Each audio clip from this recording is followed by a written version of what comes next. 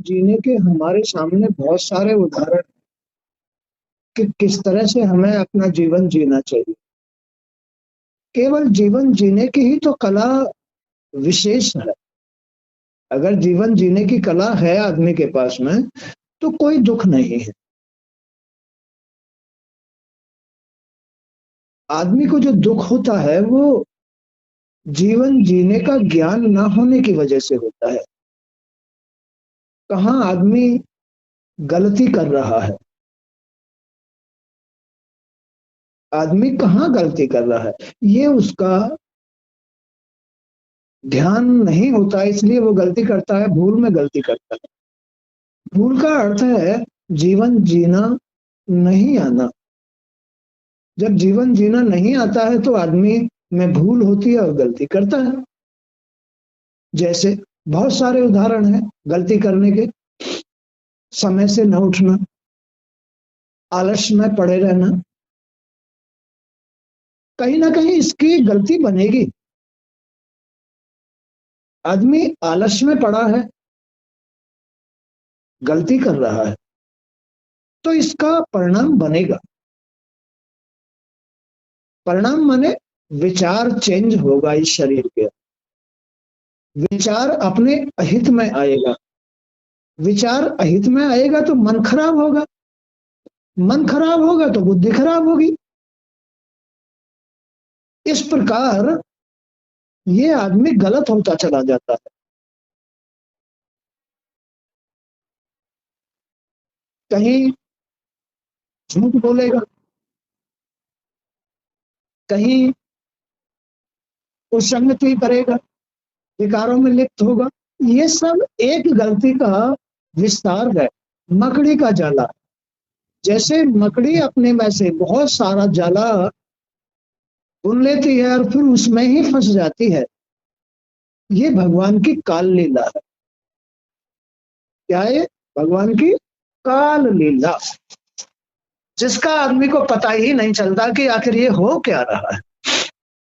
एक गलती का पूरा जाला बन जाता है।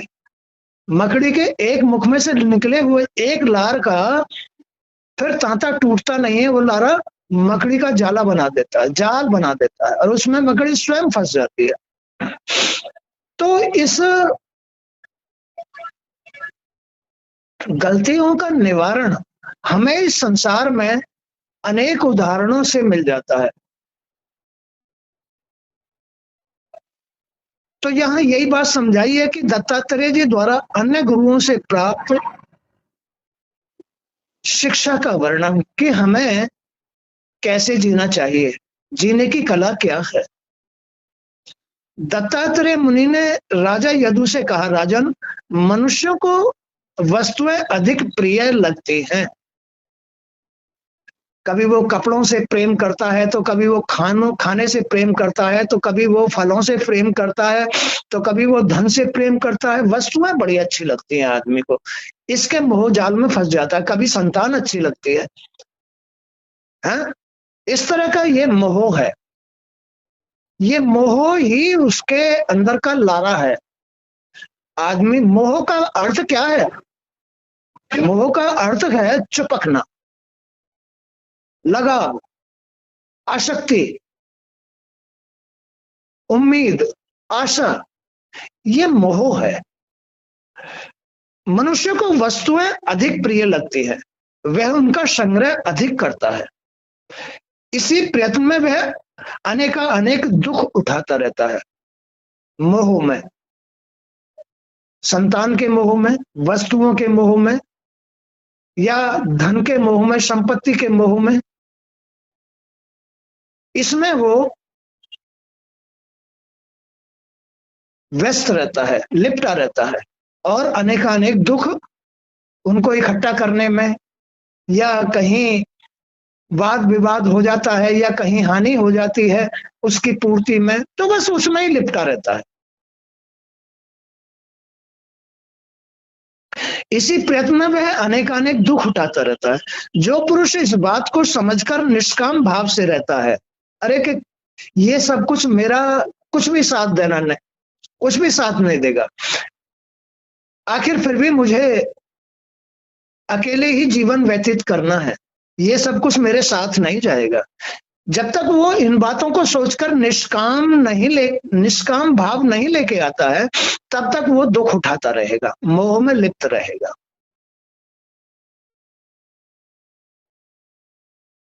और जब तक वो निष्काम भक्ति नहीं लेके आएगा, तब तक वो नियमित नहीं होगा, ना आलस्य से छूटेगा, ना लोभ से छूटेगा, ना स्वार्थ से छूटेगा, ना क्रोध से छूटेगा। माने कि मैं का प्रभाव बना रहेगा। मैं वह मन से भी कभी किसी वस्तु के संग्रह की नहीं सोचता। कौन सा? जो निष्काम भक्ति धारण करता है। इसी प्रयत्न में वह अनेकानेक दुख उठाता रहता है। जो पुरुष इस बात को समझ लेता है कि निष्काम भाव से ही वो सुख भोग सकता है, वह मन से भी कभी किसी वस्तु के संग्रह की नहीं सोचता। ऐसे व्यक्ति को सच्चिदानंद परमात्मा की प्राप्ति होती है। निष्काम भाव भक्ति वाले को, यानी जिसके मन में ये मोह नहीं होता, उसको निश्चय ही ईश्वर की प्राप्ति होती है, सच्चाई की प्राप्ति होती है। उसका जीवन सरल हो जाता है, उसकी सोच बिल्कुल बढ़िया रहती है। जिसके मन में मोह नहीं है, जिसके अंदर निष्काम भक्ति है, यानी वस्तुओं को संग्रह करने की जिसके अंदर चेष्टा नहीं है, जो ऐसी सोच नहीं रखता कि ये भी इकट्ठा कर लो, ये भी इकट्ठा कर लो, ये भी इकट्ठा कर लो, ये भी इकट्ठा कर लो, जिसके मन में ये भाव नहीं है, वो सुखी है। और जो इन वस्तुओं को इकट्ठा करने के लिए मोह रखता है, बस ऐसा ही प्रयत्न करता रहता है, वो हमेशा दुखी रहता है।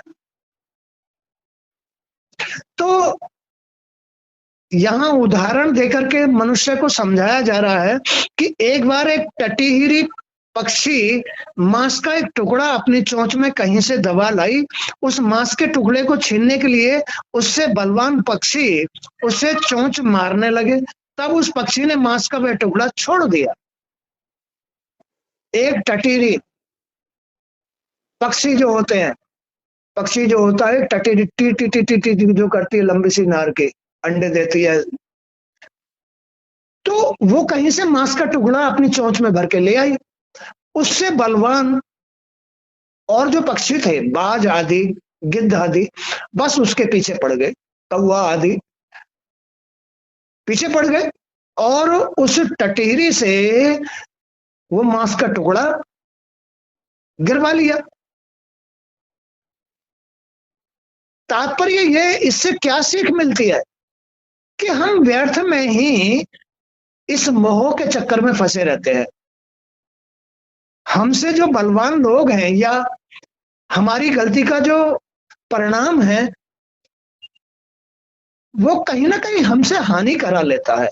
या जैसे उस पक्षी से बलवान पक्षी ने मांस का टुकड़ा छीन लिया, ऐसे ही हमारे मोह से एकत्रित किए हुए धन संपत्ति या जिन वस्तुओं को हम ज्यादा मोह रखते हैं वस्तुओं में, उनको कोई ना कोई छीन के ले जाता है, वो अपनी नहीं रहती है। अतः त्याग में जो सुख है, त्याग में जो सुख है, नहीं, त्याग बना के रखो, किसी से मोह मत करो। त्याग में जो सुख है वह किसी अन्य में नहीं है। ये जीने की कला बताई गई है कि मनुष्य को मोह से मुक्त रहना चाहिए, निष्काम भक्ति रखनी चाहिए, त्याग रखना चाहिए। मन में कभी मोह किसी के प्रति नहीं रखना चाहिए, नहीं तो दुख उठाना पड़ेगा। ये अपने, देखो, जिसको जो भी दुख हो रहा है वो अपने मन के द्वारा रची हुई रचना है। जिस किसी को भी कोई दुख हो रहा है वो अपने मन की रचना है, मन का परिणाम है, वो गलती का परिणाम है।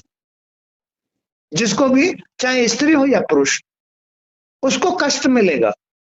इसलिए कभी किसी से, चाहे धन हो, संपत्ति हो, वस्त्र हो या कुछ भी हो, कभी मोह नहीं करना चाहिए। मोह का किया हुआ जो कर्म है वो अपने अहित में परिणाम बनाता है।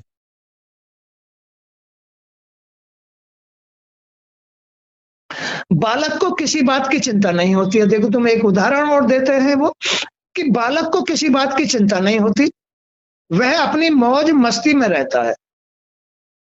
बालक कोई चिंता तो नहीं है, न कमाने की, न कहीं से कुछ लाने की, न किसी बात की, बच्चे को कोई चिंता नहीं होती है। ऐसे ही मोह से मुक्त जो पुरुष होते हैं, बच्चों की तरह मुक्त होते हैं। जो मोह से मुक्त लोग होते हैं, बच्चों की तरह मस्त होते हैं, उन्हें किसी बात की चिंता नहीं होती है। चिंता तो उन लोगों को होती है जो मोहग्रस्त लोग हैं। मुझे ये लाना है, मुझे वो कमाना है, मुझे ऐसा करना है, मुझे वो करना है। तो जो आदमी इस तरह से धन संपत्ति वस्तु अपने इनसे मोह रखता है, वो कभी भी सुखी नहीं रह सकता, जबकि ये चीजें उसके किसी काम नहीं आने वाली है। इसलिए मोह से मुक्त रहना चाहिए, तभी वो सुखी रह सकता है या भगवान को प्राप्त कर सकता है निष्काम भाव से। बालक को किसी बात की चिंता नहीं होती, वह अपनी मौज में मस्त रहता है। उससे मैंने ये शिक्षा ली कि मान अपमान की चिंता किए बिना अपनी दुनिया में मग्न रहना चाहिए। मान अपमान, जैसे बच्चे को कहीं थप्पड़ मार दो तो भी फिर वो तुम्हारे पास आएगा, बच्चे का अपमान कर दो तो भी उसे मान का अपमान का कोई गिल्ला नहीं होता, कोई अफसोस नहीं होता। ऐसे ही तो मैंने बच्चों से यह सीखा है कि वह अपनी मौज में मस्त रहते हैं। उससे मैंने यही सीखा कि मान अपमान की चिंता किए बिना अपनी दुनिया में मग्न रहना चाहिए। मान अपमान की चिंता किए बगैर दुनिया में मग्न रहना चाहिए, खुश रहना चाहिए। जिस तरह से भी खुशी मिले मन को, वैसे खुश रहना चाहिए। बच्चे कभी भी अपने मान अपमान का कोई भी शिकवा नहीं करते और खुश रहते हैं, खेलते रहते हैं, मौज मस्ती में रहते हैं, भूख लगी खा लेते हैं, है? तो इसलिए आदमी को अपने मन को जिस तरह से भी खुशी मिले, खुश मन से रहना चाहिए। यह अपनी दुनिया अपने आत्म तत्व में रमे रहने पर प्राप्त होती है। ये दुनिया यानी दुनिया का जो आनंद है, जब आदमी अपने मन की खुशी से रहेगा तो उसे हर खुशी मिलेगी। जो मन से खुश रहता है उसको हर खुशी मिलती है, जो मन से दुखी रहता है उसको खाली दुख ही मिलते हैं, दुख ही परिणाम उठाने पड़ते हैं। जैसे बच्चे अपनी मौज मस्ती में मग्न रहते हैं, उन्हें मान अपमान का कोई फिक्र नहीं होता, ऐसे ही हर आदमी को, स्त्री हो या पुरुष, उसे अपने मन से खुश रहना चाहिए, तो उसका दुख नहीं बनेगा। भाई ये दुख कहां से बनते हैं? मन की गंदगी से, मोह से, मन के विकारों से, इच्छाओं से, संसार की वस्तुओं को इकट्ठा करने से मन मोह में आ जाता है। मोह का परिणाम है विचारों का बदल जाना, विचार उनमें लिप्त हो जाते हैं। बस यही तो कष्ट है, और कष्ट क्या है? और यही हमसे फिर उल्टे सीधे कर्म कराते हैं विचार। तो इनसे आदमी कभी भी अपने आत्म तत्व को प्राप्त नहीं कर सकता। आत्म तत्व को प्राप्त करने वाला आदमी मन से खुश होता है, वही आत्म तत्व को प्राप्त कर पाता है, जो मन से खुश रहता है।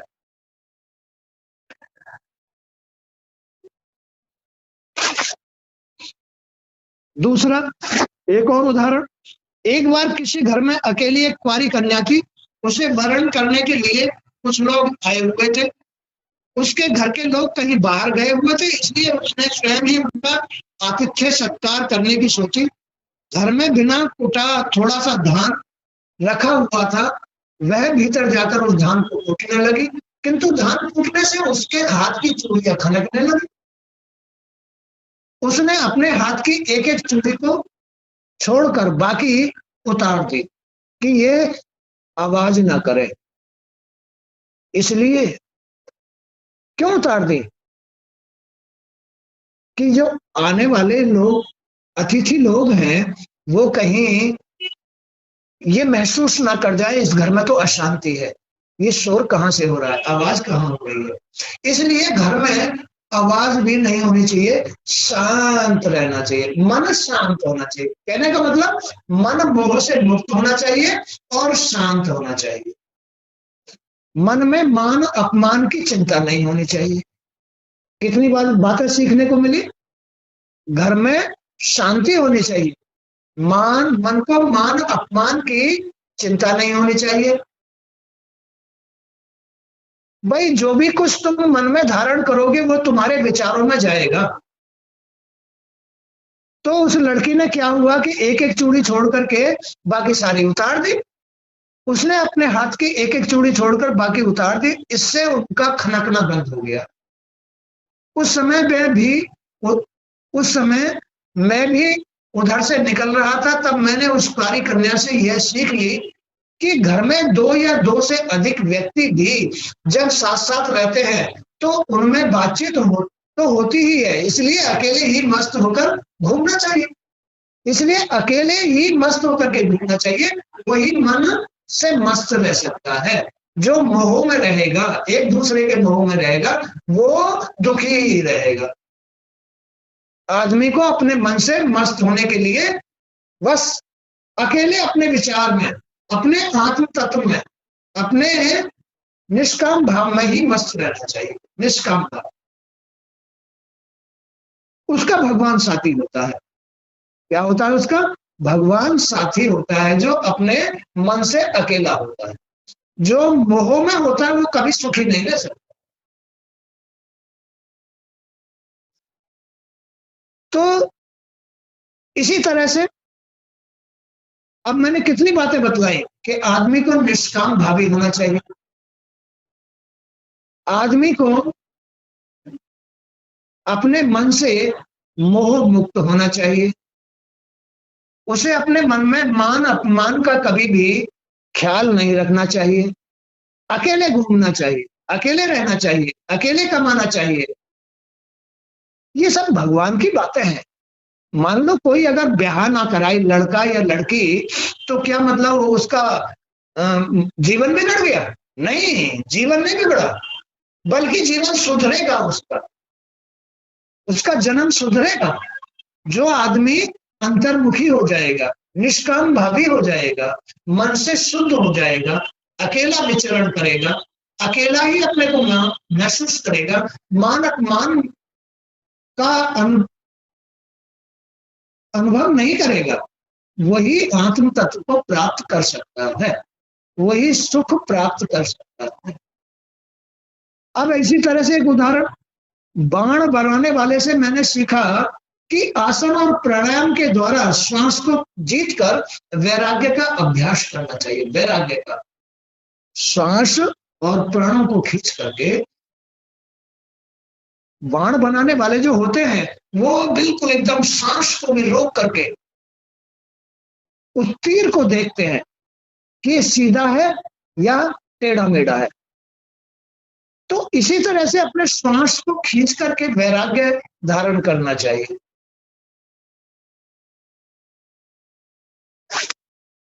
तो बाण बनाने वाले से सीखा कि आसन और प्राणायाम के द्वारा श्वास को जीतकर वैराग्य का अभ्यास करना चाहिए और मन को वश में करके उसे सावधानी पूर्वक एक लक्ष्य की ओर लगा देना चाहिए। एक लक्ष्य कौन सा? ईश्वर, सच्चाई की तरफ लगा देना चाहिए। जैसे बाण बनाने वाला श्वास को भी रोक करके तीर को एक आंख से देखता है, तीर को एक आंख से देखता है कि सीधा है, टेढ़ा है, कहां से टेढ़ा है। तो इसी तरह से हमें वैराग्य धारण करके एक लक्ष्य की तरफ हो जाना चाहिए, ईश्वर की तरफ हो जाना, सच्चाई की तरफ हो जाना। वह लक्ष्य परमात्मा का परम पद हो तो सारी कर्म वासनाएं पीछे छूट जाती। आदमी का अगर लक्ष्य परमात्मा का पद हो तो सारी वासनाएं, सारी कमी, सारे दुख पीछे रह जाते हैं। फिर वो स्वतंत्र हो जाता है, शांत हो जाता है, शुद्ध हो जाता है, जीवन में कोई भी भेद नहीं रहता, उसको परमात्मा मिलते हैं। जो मन से शांत होता है, मान अपमान का कोई ख्याल नहीं करता है, मौज मस्ती में रहता है, मन से शांत रहता है, निष्काम भावी होता है, अंतर्मुखी होता है, उसको परमात्मा मिलते हैं। वो अपना सुखी जीवन व्यतीत करता है। अब मोह ममता में, ये गृहस्थी में जो मोह ममता है, इसमें कभी सुख मिला है किसको? किसी को नहीं मिलता, इसमें किसी को सुख नहीं। सुख तो केवल उसको मिलता है जो अकेले मौज में रहता है, जो अकेले मन से शांत रहता है, शुद्ध रहता है, वही सुख। जो अंतर्मुखी होता है, जो केवल सच्चाई को समझता है, जिसको सच्चाई अनुभव में आ गई है, जो बाण बनाने की तरह, बाण बनाने वाले की तरह एकाग्र मन हो जाता है, वैरागी हो जाता है, यानी दुनियादारी से विमुख हो जाता है, वही आत्म सुखी है। मैंने देखा कि बाण बनाने वाला इतना तन्मय होकर बाण बना रहा था कि राजा की सवारी पास से निकल गई, पर उसे पता ही नहीं चला, पता ही नहीं चला। ऐसी एकाग्रता अपने लक्ष्य के प्रति होनी चाहिए, ईश्वर के प्रति, सच्चाई के प्रति, इतनी एकाग्रता होनी चाहिए। सांप की भांति सन्यासी को या अंतर्मुखी को, निष्काम भावी को सांप की भांति अकेले ही घूमना चाहिए।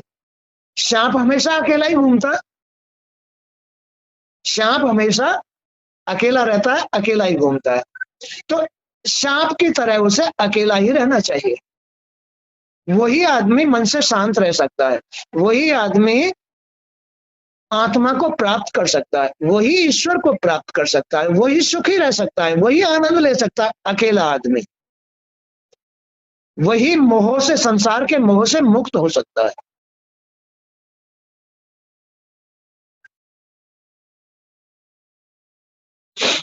हाँ, तो सांप की भांति सन्यासी को या आत्म प्राप्ति निष्काम भावी आदमी को अकेले ही घूमना चाहिए। उसे न तो मंडली बनानी चाहिए, न मठ बनाकर बैठना चाहिए, उसे एक स्थान पर कभी नहीं ठहरना चाहिए। ऐसे आदमी को एक स्थान पर कभी नहीं ठहरना चाहिए, नहीं तो वही मोह हो जाएगा। अपनों में नहीं हुआ तो बाहर वालों में हो जाएगा मोह। इसलिए जो आत्मा को प्राप्त करना चाहता है, आत्मा से खुश रहना चाहता है, जो मन से खुश रहना चाहता है, उसे कभी एक जगह नहीं ठहरना चाहिए, नहीं तो उसको वहां मोह हो जाएगा।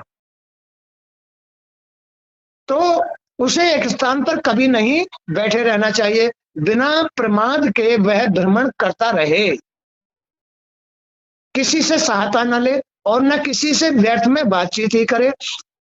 सांप दूसरों के बनाए घर में घुसकर अपना समय काटता रहता है, सन्यासी को भी इसी प्रकार रहते हुए समय काटना चाहिए। चलो ये तो सन्यासी की बात है, लेकिन गृहस्थी को भी मोहग्रस्त जीवन में कभी सुख नहीं मिलता है। गृहस्थी को मोह से मुक्त रहना चाहिए, तभी वो मन से खुश रह सकता है। राजन, मैंने मकड़ी से यह शिक्षा ग्रहण की है कि वह प्रलय काल के उपरांत जब भगवान अकेले होते हैं, तब वे मकड़ी के समान ही इस सृष्टि का जाल फैलाते हैं। आदमी जब संसार में होता है, मोहग्रस्त होता है, जब आदमी मोहग्रस्त होता है तो वो अकेले जैसे ही बैठा, बस तरह तरह के विचार आने शुरू हो जाते हैं। जब आदमी सांसारिक होता है, मोहग्रस्त होता है, तो उसके साथ काल होता है। काल यही भगवान का अकेलापन है, यानी कि व्यर्थ के विचारों में लिप्त हो जाना, मोह से व्यर्थ के विचारों में लिप्त हो जाना, यानी उसके अंदर व्यर्थ विचार आएंगे। ये मुझसे ऐसे कहता है, वो मेरी ऐसी बातें कर रहा था, ये मुझे मेरा खर्चा नहीं देता, फलाना ढमका, तरह तरह के विचार आएंगे। ये है काल लीला। आदमी अपना काल स्वयं रच रहा है, अपना दुख स्वयं बना रहा है। अरे उसे अपने मन से स्वस्थ रहना चाहिए। उसे अगर सुख उठाना है तो उसे कहीं किसी बात के मोह में नहीं पड़ना चाहिए, किसी से आशा नहीं रखनी चाहिए। उसे मन से स्वतंत्र रहना चाहिए, निष्काम भावी रहना चाहिए, मोह मुक्त रहना चाहिए, संसार से वैराग्य धारण करके रहना चाहिए, सांप की तरह अकेला रहना चाहिए, किसी वस्तु का मोह नहीं करना चाहिए। वही आदमी सुखी रहता है, वही आदमी आनंद ले सकता है। संसार का मोहग्रस्त आदमी कभी भी आनंद नहीं ले सकता। उसे अपने नहीं तो पराये दुख देंगे, पराये नहीं तो अपने दुख देंगे। दुख देंगे, जहां वो मोह से जुड़ा हुआ है वहां उसे दुख मिलेगा ही। बोलो बात सही है गलत? अगर वो बाहर जुड़ा हुआ है मोह से तो बाहर से दुख मिलेगा। अगर वो घर में जुड़ा हुआ है, चाहे परिवार से जुड़ा हुआ है या रिश्तेदारों से जुड़ा हुआ है, वहां से उसको दुख मिलेगा। जितना उनको छोड़ेगा, उनके मोह को त्यागेगा, उतना ही सुखी हो जाएगा।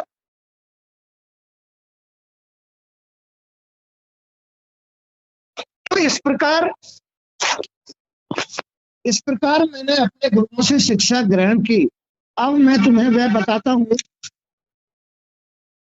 जो मैंने अपने शरीर से सीखा है।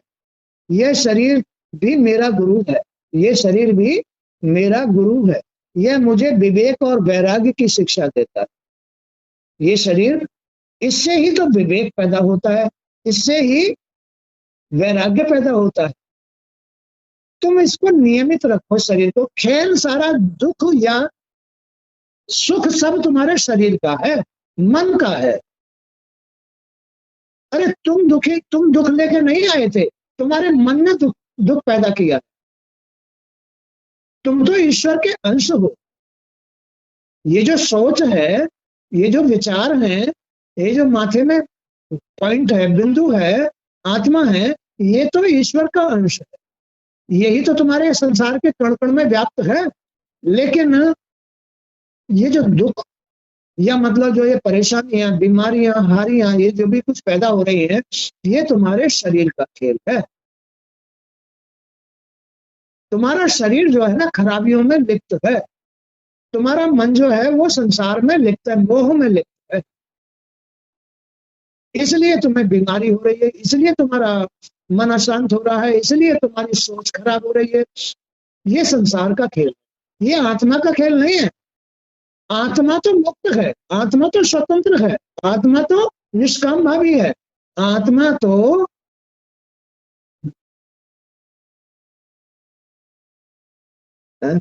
आत्मा तो सब कुछ। लेकिन ये जो परेशानी है, ये परेशानी है संसार की। तो अपना ये संसार क्या है? ये मन। इस मन को, आदमी को जितना स्वतंत्र रखेगा, वही इस मन से आत्मा को प्राप्त कर पाएगा। ये मन आत्मा को प्राप्त कर लेगा। ये मन आत्मा को, स्वतंत्रता को, सुख को, निरोगता को, संपन्नता को, ये मन ही तो संसार है। तो ये जो मन रूपी संसार है, ये आत्मा को प्राप्त करके मस्त हो जाता है, आनंदित हो जाता है, और इसको हर चीज प्राप्त हो जाती है। सुख प्राप्त हो जाता है, आनंद प्राप्त हो जाता है। और ईश्वर से क्या नहीं मिल सकता, सच्चाई से क्या नहीं मिल सकता इस मन को। ये मन ही तो घर है, ये मन ही तो संसार है, ये मन ही तो तुम्हारा घर है, यही तो स्त्री है। तो इस स्त्री को क्या नहीं मिल सकता अगर ये मोहग्रस्त ना हो तो। है? तो मैंने अपने शरीर से क्या सीखा है? ये शरीर भी मेरा गुरु है। जब ये शरीर स्वस्थ होता है, मन ठीक होता है, तो मुझे विवेक मिलता है, अच्छे विचार मिलते हैं, ऊंची सोच मिलती है, और वैराग्य मिलता है। वैराग्य माने बुराइयों से छूटने का। ये जो संसार का ये मोह है, इसका अर्थ समझ में आता है कि तू तो गलत ही फंस रहा था। शुद्ध मन से, शुद्ध शरीर से इस शरीर से मैंने ये सीखा है, ये शरीर भी मेरा गुरु है, कि जब भी मैं मन से शुद्ध होता हूँ तो मुझे विवेक और वैराग्य प्राप्त होता है। तात्पर्य यह है कि मुझे विवेक और वैराग्य के साथ ही रहना चाहिए, मोहग्रस्त नहीं रहना चाहिए, संसार में लिपट के नहीं रहना चाहिए। माने कि मन से अशांत नहीं रहना चाहिए, मन से खुश रहना चाहिए, मुझे अंतर्मुखी होना चाहिए, मुझे निष्काम भावी होना चाहिए, मुझे मान अपमान का जरा भी ख्याल नहीं होना चाहिए, मुझे अपना मस्त रहना चाहिए। मरना और जीना तो इसके साथ लगा ही रहता है। इस शरीर से मोह रखने का परिणाम यह होता है कि दुख पर दुख भोगना पड़ता है, इसलिए मैं इसे कभी अपना नहीं समझता। मुझे इस शरीर से कोई मतलब, मन से कोई मतलब नहीं, मुझे केवल अपनी आत्मा से यानी अपने स्वरूप से मतलब है। मुझे स्वतंत्र रहना है, मुझे सच्चे भाव से रहना है, सच्चे विचारों से रहना है, मुझे सच्चे कर्म से रहना है, मुझे सच्चा ही बन के रहना है, मुझे अच्छा ही रहना है, मुझे हंसते मुस्कुराते रहना है, मुझे तो ऐसे बन के रहना है। मुझे इस शरीर से क्या लेना देना है? मैं जानता हूं कि एक दिन यह नष्ट हो जाएगा, इसे सियार कुत्ते नोच नोच कर खाएंगे, इसलिए मैं इससे पूरी तरह तटस्थ रहूं। और यही मुझे बुराई में फंस रहा है, यही मेरे जन्म को बिगाड़ रहा है, यही अगले जन्म को बिगाड़ रहा है, फिर मैं इस बंधन से छूट नहीं पाऊंगा। इसलिए आदमी को इस शरीर के मोह से हमेशा, संसार से हमेशा मुक्त रहना चाहिए। ये मैंने अपने शरीर से सीखा है। ये मुझे इस शरीर से ही, जब मेरा ये शरीर शुद्ध होता है तो मुझे विवेक और वैराग्य प्राप्त होता है, और इससे ही मुझे ज्ञान पैदा हुआ है कि ये शरीर तो नश्वर है, ये तुम्हारे आगे का निर्माण कर रहा है, ये तुम्हारे जन्म को बिगाड़ रहा है, तुम्हारे आनंद को बिगाड़ रहा है, तुम्हारे अपने असली स्वरूप को बिगाड़ रहा है, इसलिए इससे मुक्त रहने में ही फायदा है। क्या समझ में आई बात? इससे मुक्त रहने में ही फायदा है। ये तो तुम्हारे जन्म को बिगाड़ता है, ये तो तुम्हारे भविष्य को बिगाड़ता है। इसमें फंस करके आदमी, उसका आनंद चला जाता है, उसकी खुशी चली जाती है, उसका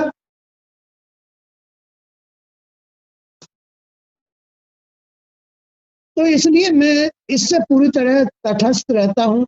यह शरीर जीवन भर अपने और अपने परिवार के लिए कर्म करता रहता है, अनेक प्रकार के सुख दुख भोगता रहता है, परंतु अंतकाल में इसके प्रति किसी का मोह नहीं रह जाता। अंतकाल में जब मरता है ना, ले जाओ ले जाओ ले जाओ, जल्दी ले जाओ ले जाओ ले जाओ। अरे मोह जो होता है वो शरीर का शरीर से होता है, मन का मन से होता है मोह, ये मोह है। और अंतकाल में कोई किसी का साथी नहीं रह जाता। बस जब तक ही है, जब तक एक दूसरे से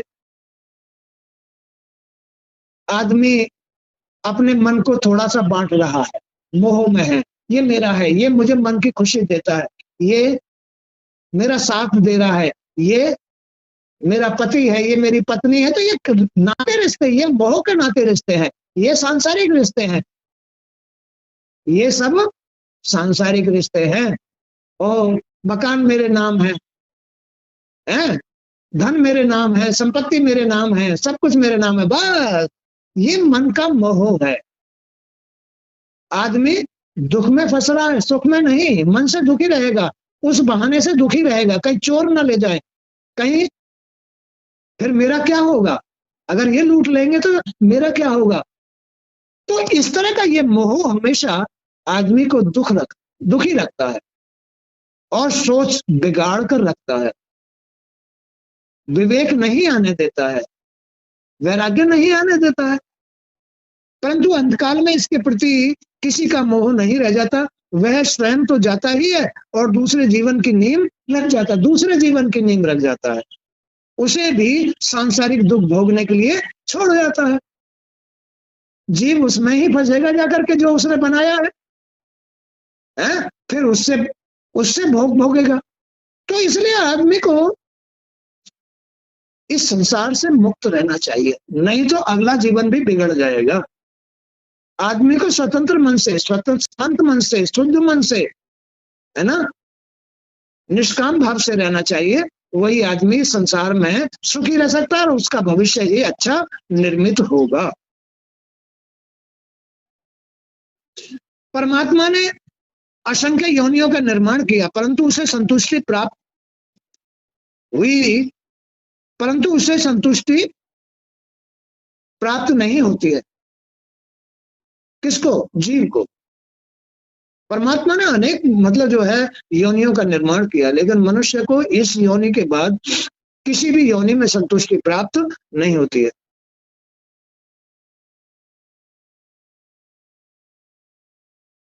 बात सच्ची है गलत? किसी भी योनि में संतुष्टि प्राप्त नहीं होनी होती है, क्योंकि सारे जन्म इसी जन्म से बिगड़ जाते हैं, मानव योनि से ही। और कैसे बिगड़ते हैं? जो संसार में लिप्त होता है, मोह में लिप्त होता है, उसका ही भविष्य बिगड़ जाता है। तो इसलिए आदमी को उसी समय ये निर्णय कर लेना चाहिए कि जो सुख या जो प्राप्ति, जो आनंद अपनी आत्मा को प्राप्त करने में है, माने सच्चाई को प्राप्त करने में है, सच्चाई के साथ चलने में है, शुद्ध मन से रहने में है, स्वतंत्र मन से रहने में है, वो संसार में मोह में लिप्त रहने से नहीं है। बोलो बात सही है? हाँ। आज का सत्संग भी यहीं तक। जय श्री कृष्ण।